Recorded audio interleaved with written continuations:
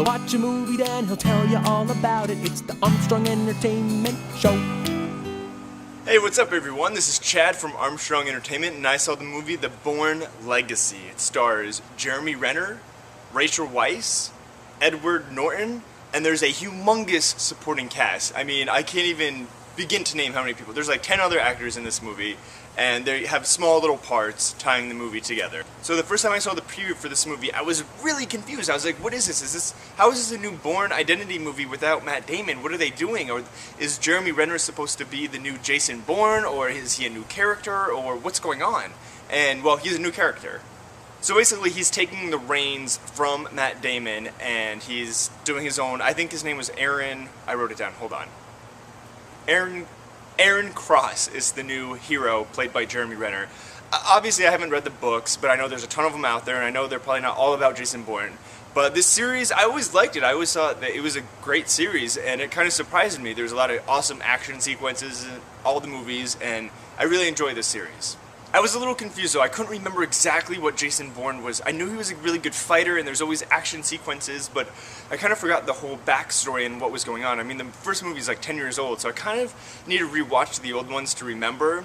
But this one, I literally had to look up the plot online to write it out because I had no idea what to say what the plot was. So this is exactly what they say the plot is on IMDb. Aaron Cross, a new hero, experiences life or death situations that have been triggered by previous events. So that's the plot of the movie. So basically, my interpretation is he takes these pills that make him kind of superhuman-esque, and he's running around with this hot scientist trying to get to another stash of pills. The plot of this movie was a little.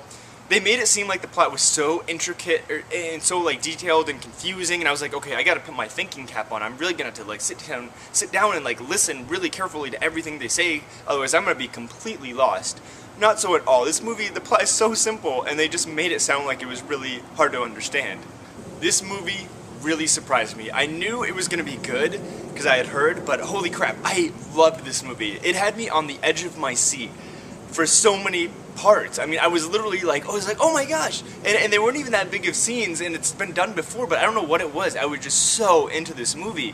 The movie's 2.5 hours long, and I never looked at my watch once, which was very surprising for me.